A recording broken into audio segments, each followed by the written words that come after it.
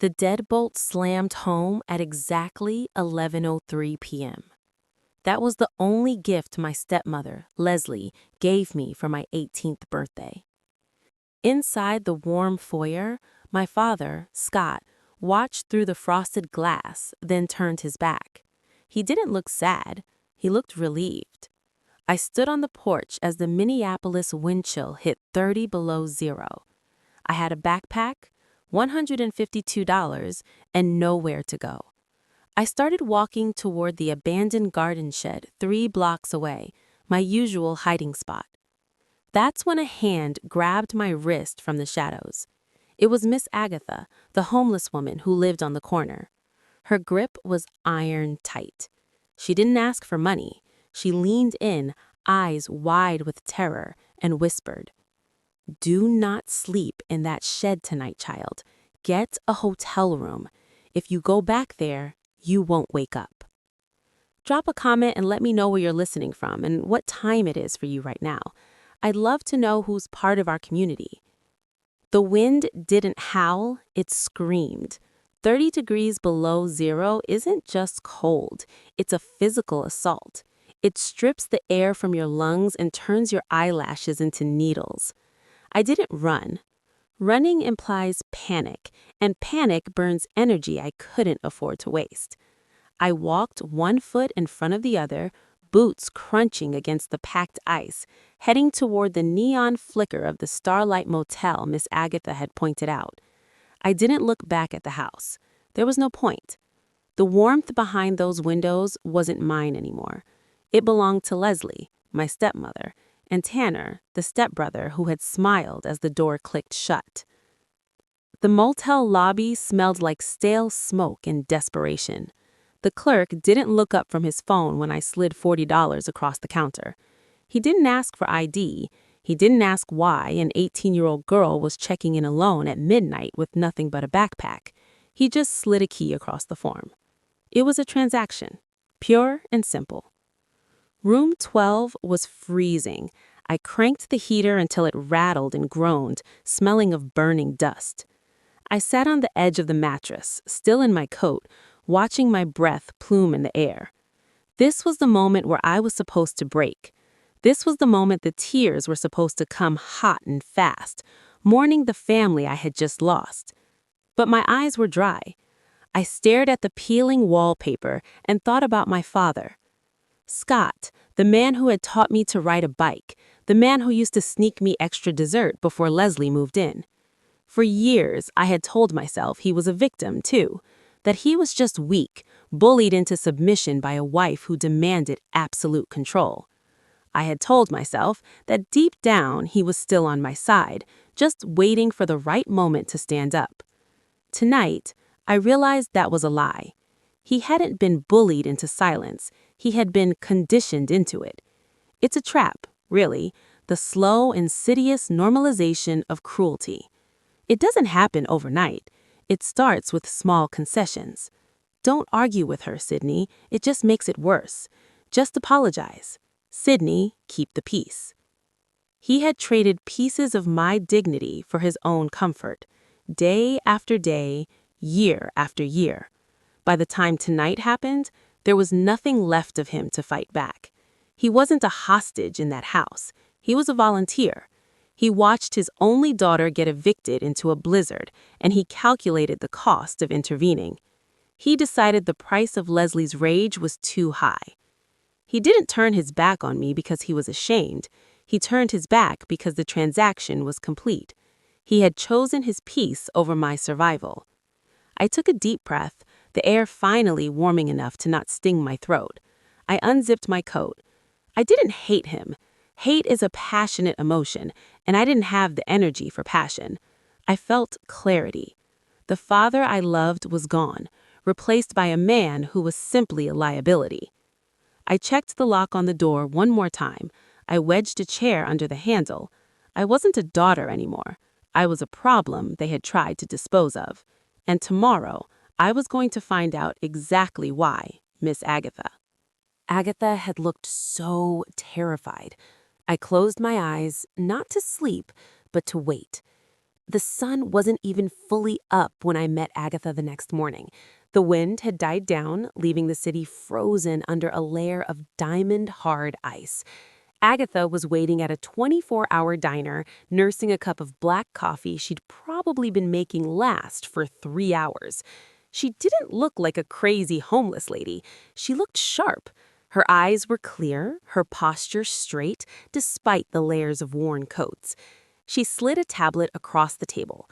The screen was cracked, but the video was clear enough. "I used to be a legal secretary, Sydney," she said. Her voice was raspy but precise. 30 years. I know how people hide things, and I know how they get sloppy. She pressed play. It was night vision footage from a trail camera. Agatha had mounted it on a tree overlooking the abandoned garden shed. My shed. The timestamp was 11:45 p.m.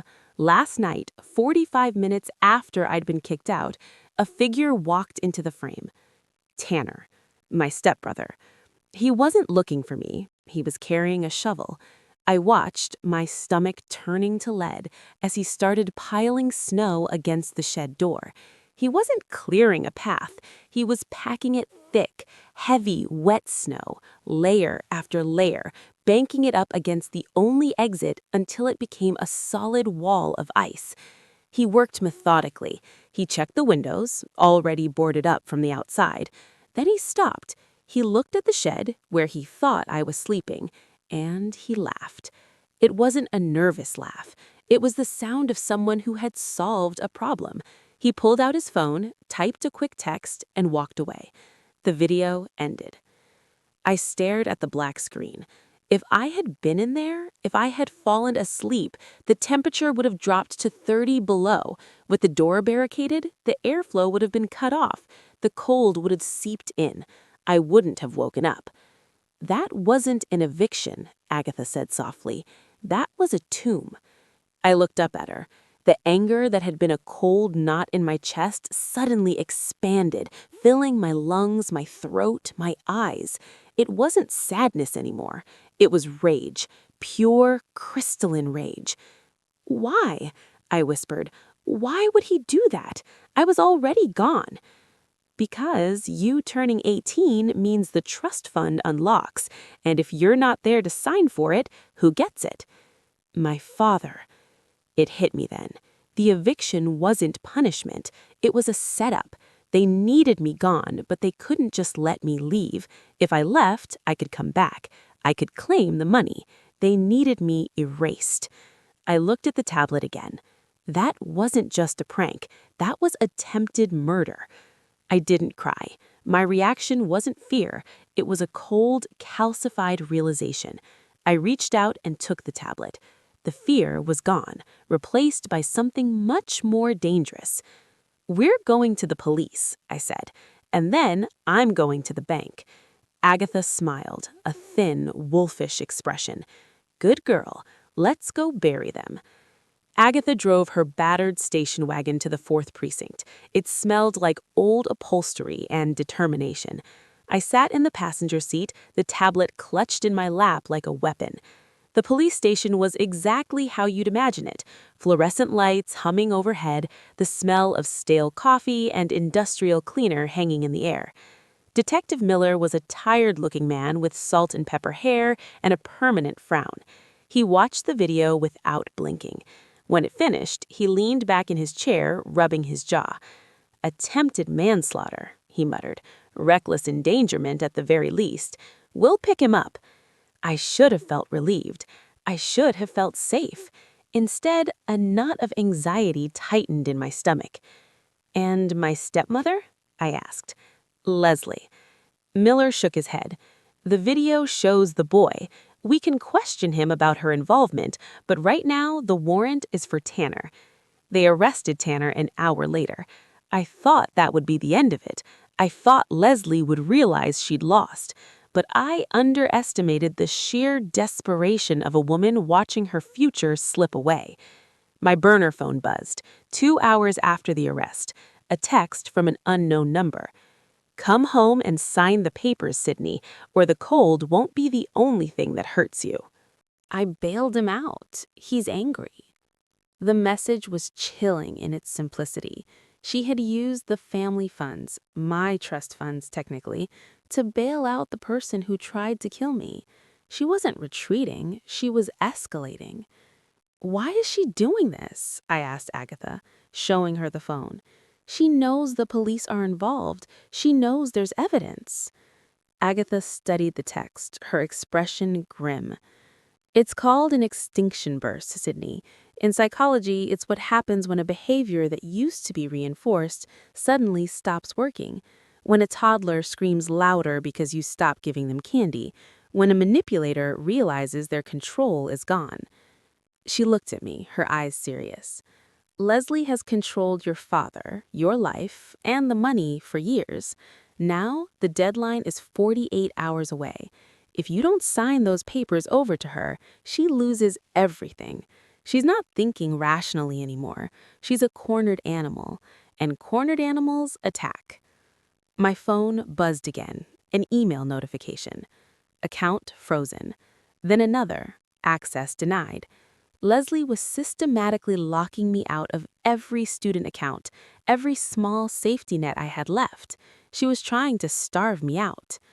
Then the social media notifications started. My phone lit up with messages from high school friends. "Is it true? Are you okay?"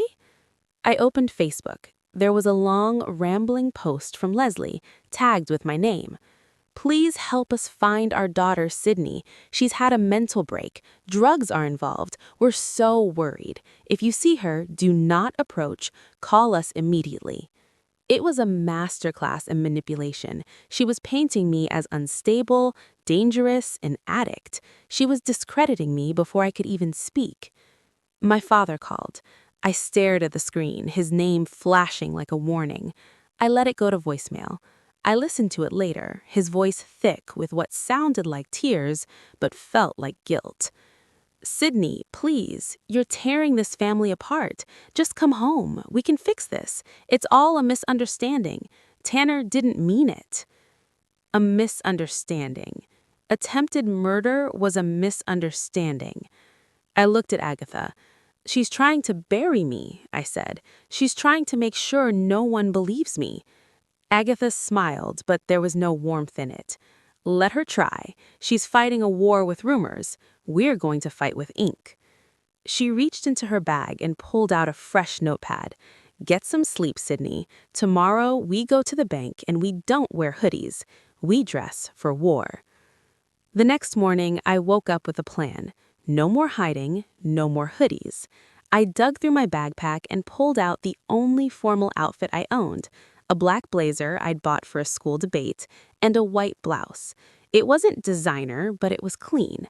It was sharp. It was armor. Agatha watched me dress, nodding in approval. "You look like trouble, the good kind." We walked into the First National Bank downtown at 9 a.m. sharp. The lobby was expansive, all marble columns and hushed tones. It smelled of money, old, quiet money. I marched up to the reception desk, Agatha trailing behind me like a bodyguard in a trench coat. "I'm Sydney," I told the receptionist. "I'm here to see the senior trustee for the grandfather's estate." The receptionist blinked, her eyes darting from my thrifted blazer to Agatha's worn boots. "Do you have an appointment?" "I don't need one," I said, sliding my ID across the polished wood. Before she could answer, the glass doors behind us slid open.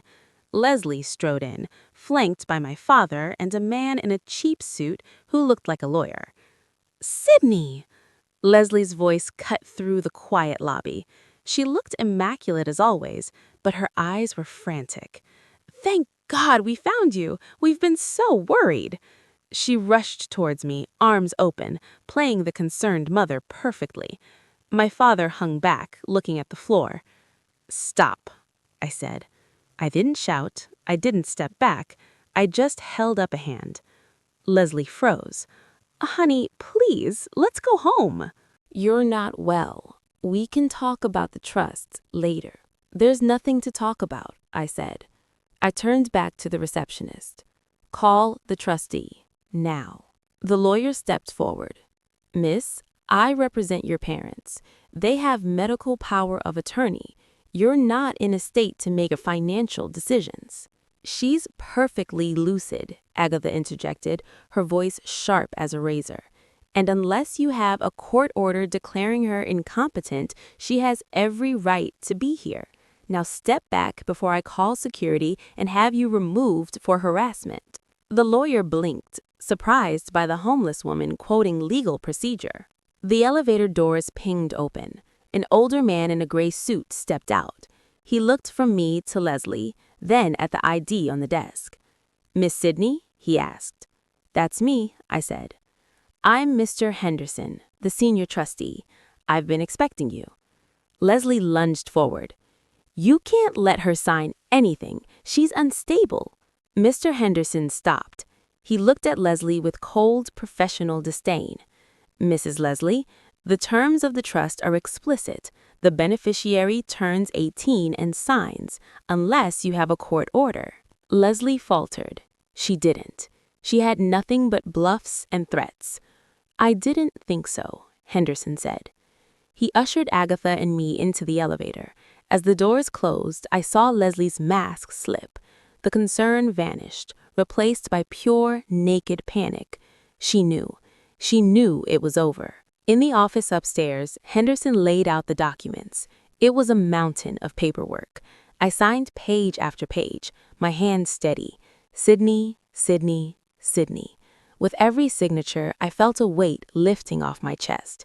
I wasn't just claiming money, I was claiming my life. "There's one more thing," I said, capping the pen. "The subsidiary accounts, the ones my father and stepmother use for expenses." Henderson nodded. "The allowance cards?" "Yes."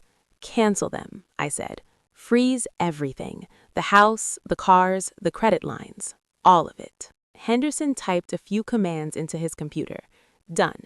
As of this moment, they don't have access to a single penny of this estate." I leaned back in the leather chair. I was safe. I was free. Then Henderson cleared his throat. He pulled a thick, sealed envelope from a drawer. "There is a secondary matter," he said. "Your grandfather added a codicil to the trust a week before he died, a negligent liability clause." I frowned. "What does that mean?" "It means," Henderson said, sliding the envelope across the desk, "that he suspected something like this might happen. He stipulated that if you were ever found to be in a state of distress caused by your guardians, the trust would automatically fund a private investigation and prosecution against them." He opens the folder. Inside were bank records, Leslie's spending history, and a retainer agreement for a top-tier criminal prosecution firm. "By trying to hurt you," Henderson said, "they triggered the clause. The estate isn't just yours, Sydney. It's now the bankroll for their destruction." I stared at the papers. The irony was suffocating. They had tried to kill me for the money, and now that same money was going to pay to put them in prison. "Do you want to initiate the proceedings?" Henderson asked. I looked at Agatha. She gave me a small nod. "Yes," I said. "Proceed." A week later, the temperature in Minneapolis finally broke freezing. I stood in the doorway of my new apartment, a small, warm studio with big windows. It wasn't luxury, but it was mine. A knock came to the door. I didn't flinch. I checked the peephole. My father stood there. He looked 10 years older than he had a week ago. His coat was thin, his face gray with stubble. He was shivering. I opened the door, but I didn't step back. I blocked the entrance. "Sydney?" he rasped, his voice cracking. "Please, can I come in? It's cold." "I know," I said. "I remember." He looked past me into the warmth of the apartment. "We lost the house. The trust foreclosed. Leslie, she's gone. She took what cash was left and ran before the indictment came down. Tanner is in juvie. I have nowhere to go." He looked at me with wet, pleading eyes. "I'm your father, Sydney. Family sticks together. I didn't know it would go this far." "I thought you'd be okay." "You didn't think," I corrected him. "You calculated. You weighed your comfort against my life, and you chose comfort. Now the bill is due." He reached out a shaking hand. Please, just for tonight. I looked at his hand, the same hand that had turned the deadbolt on me a week ago. I reached into my pocket and pulled out a single key. It was old and rusted, the key to the garden shed.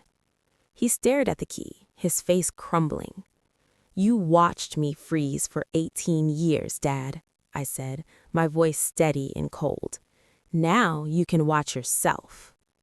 I stepped back and closed the door. The sound of the lock clicking shut was the most satisfying sound I had ever heard. It was final. It was justice. Inside, the apartment was quiet, but it wasn't empty. Miss Agatha was sitting in the armchair by the window, reading a book, a cup of tea steaming on the side table. Chloe was in the kitchenette, stirring a pot of soup that smelled like rosemary and thyme. Is that him? Agatha asked without looking up. Yeah, I said. Is he gone? He's gone. I walked over to the window. Outside, the snow was melting in the sun. The world was thawing. I looked at Agatha, the woman who saved my life for nothing but kindness. I looked at Chloe, the friend who stood by me when I had nothing. I thought I lost my family, I said quietly. Agatha closed her book and smiled. You didn't lose a family, Sydney. You survived a hostage situation, and now you're free.